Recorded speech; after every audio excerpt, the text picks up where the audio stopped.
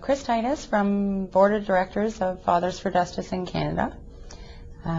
Here discussing the issues of general male bias, unfair court decisions in custody and access, unfair child support decisions, and a general pervasiveness of inequality in regards to family law. The problems that we face up in Canada are shared by many nations globally. We have courts that have run amok with what may have been at one point the goodwill of people who wanted to make sure that we had fair and balanced decisions when families separate. What we have now is a judiciary out of control. We have a multi-billion-dollar industry that is benefiting a very small portion of our society, and the least of whom is actually the children of divorce. The first and primary thing that we need to do is look at this from a balanced center and take an equal approach. And then we need to put in place flexibility to accommodate those families that may or may not be able to, because of their own family decisions, operate under an equal basis. Our mandate is that we have a presumption in law that it will be equal joint custody on the basis of any family separation or divorce. The reason we think this is necessary is that it leaves very little room for interpretation. It gives a very clear sense to everybody involved in family law what the expected outcome is going to be. It takes out a winner and loser out of the situation. Mostly, it actually solidifies that those children will be raised by the two people that should love and cherish them and provide security to them most. And that is their mom and dad. Those are the superheroes that they first know in their lives. They are the last superheroes that they know in their lives. And we want to promote healthy families before and after divorce. When we have a presumption of equal parenting, and there is a joint equal parenting arrangement, the benefits to the entire family are insurmountable. You have not only a mother and father, whether they work collectively or not, that are actively involved in their children's lives. You have children that know they are loved unconditionally by their parents and that a sacrifice is being made for their benefit. You also have a mother that can go off, pursue her own career aspirations, her own personal aspirations, and a father that can do the same. They are well rested, they are healthier, and they are happier. And that is the ultimate benefit to the children, that they have that from two parents all of the time. Children go through various stages in their lives, and that's where the flexibility needs to come in. Every family faces a circumstance where there may be a tough decision about a move because of a job. A child may be offered an opportunity in another area that must be considered.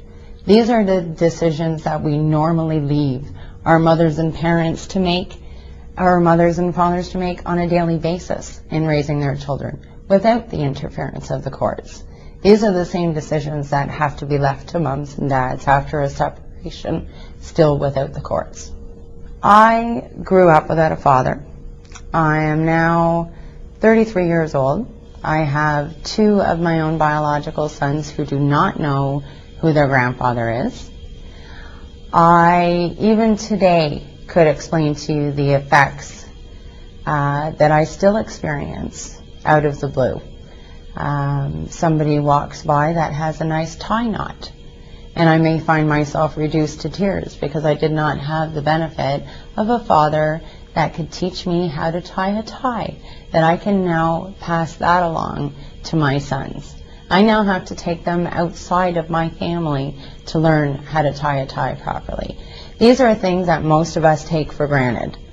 But these are things that people that have been raised without a parent experience on the most emotional level daily. I don't know any of the medical circumstances of my biological father. I don't have paternal grandparents or cousins or uncles. I actually have a last name and a namesake, and I've been named for somebody that I do not know. Our children are losing their ancestry. They're losing their heritage. They're losing their language. They're losing their religions. They're losing the most basic things that most of us have fought in wars for generations to protect. And it's wrong. I have also separated myself as an adult. I experienced an incident of domestic violence. It was not a recurring incident, and I was told to do some very unscrupulous things to prevent my ex-husband from being part of our sons' lives. I never had any question that he would harm them in any way, shape, or form. I was told by lawyers to do everything from claim that I myself had been raped, that my children had been abused, although they had not. I was not given any fair options as to how a divorce arrangement would go. I was basically told, this is how it will go, this is what you will get, and he will never see his children again. I had to go through 7 lawyers before I found one that would even agree to joint custody. Now, my ex-husband, we've been separated 8.5 years, and he is a tremendous father. He is an excellent role model to our children. And if nothing else, they have learned the power of forgiveness and the power of understanding. I also have a common law partner of just over 8 years who, although there was never even a claim against him of any type of abuse, his ex-wife has never claimed he did anything inappropriate, has no custodial rights whatsoever over his children. One of his sons lives with him full-time, and he does not have the parental rights to take that child and enroll him in school. And that in itself is putting that child in danger, that they are left with a parent that the court has said it's okay for that child to live with you. It's just not okay for you to have any rights. If that child were to have a medical emergency and the mother were not available, that father cannot sign that paperwork, because in Canada, anybody that is a non-custodial parent does not even meet the definition of parent. These are things that are directly putting our children at risk. We have a household where we have 2 very happy and secure children that may move freely amongst their parents, who have the security to discuss their concerns with us.